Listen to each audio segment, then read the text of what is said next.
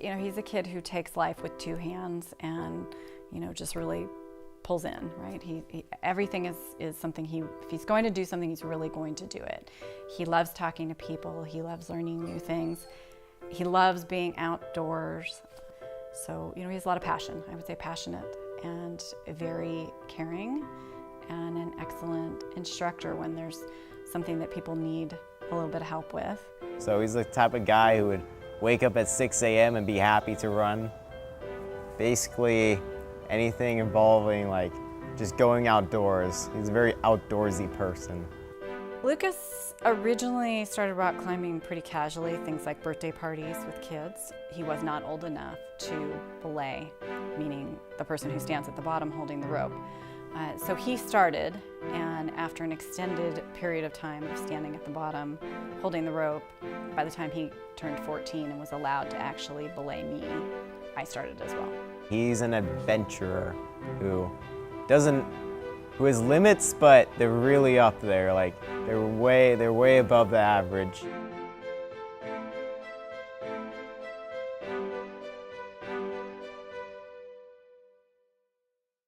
A major difference between me and average teenagers is I spent a lot more time in the outdoors and a lot more time doing these kinds of things. My tallest climb was around 400 feet. Yeah, vertical feet. So there were definitely times where it was pretty sketchy. There's a lot of people who are just inside all the time. Like my sister is inside a lot. I'd love to get her outside more. And I think that fitness is also a thing that is a big deal with like teenagers. Not as many teens are as fit as I am just because I do more stuff. Basically, if you're outdoors all the time, you're gonna be fit. When Lucas started rock climbing, we started in the gym, which is typically pretty safe because there's a cam at the top and you're climbing underneath the rope. It wasn't until later that we started what you would call lead climbing or sport climbing. And you climb up and like clip yourself in and then you keep going, so you bring the rope with you.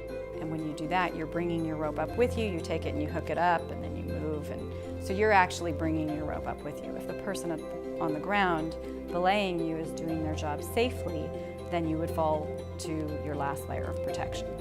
For lead climbing, you climb up and there are things, they're called bolts, and they're anchored into the rock. They're little like metal rings basically.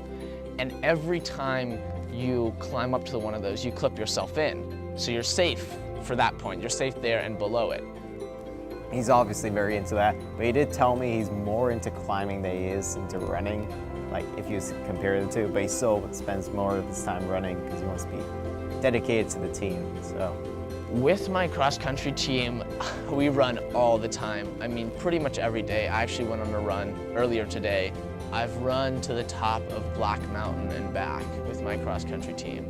And that run was probably, somewhere between 14 and 16 miles. That was when I joined cross-country and I actually got to run with him a bit, but then after that, like, I knew about all his climbing things that he did and all the shenanigans he got into, and it kind of matched in my life.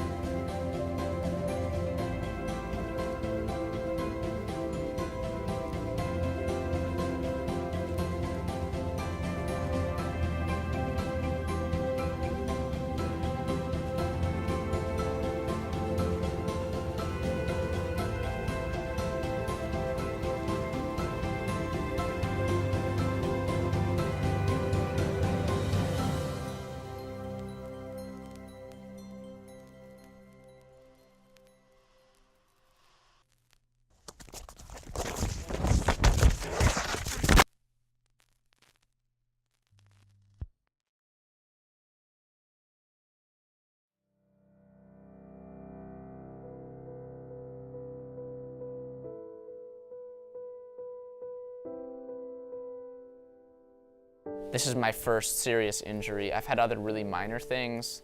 I just think it's, a little bit of a learning experience. And I've been on crutches for about 5 weeks, which has been unfortunate.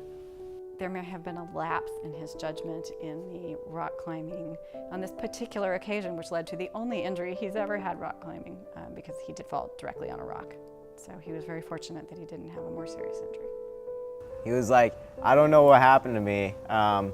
Basically, if I hadn't scraped against that wall, I probably wouldn't be here today, is the way he phrased it, but he was just so happy when he said it. I do think, obviously, I have to be cautious with climbing. What has changed mostly is the fact that I can't do sports.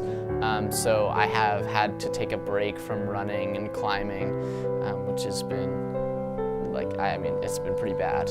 However, I am still able to do some things, everything with my upper body. My triceps are huge now that I've been on crutches for 5 weeks.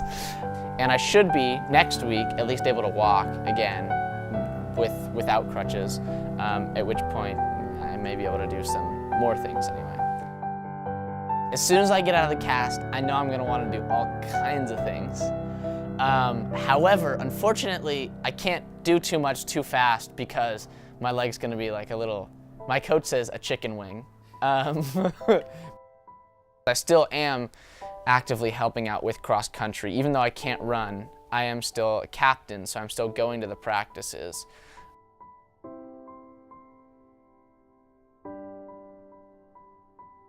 You can't fall if you don't climb, but where's the joy in living your whole life on the ground?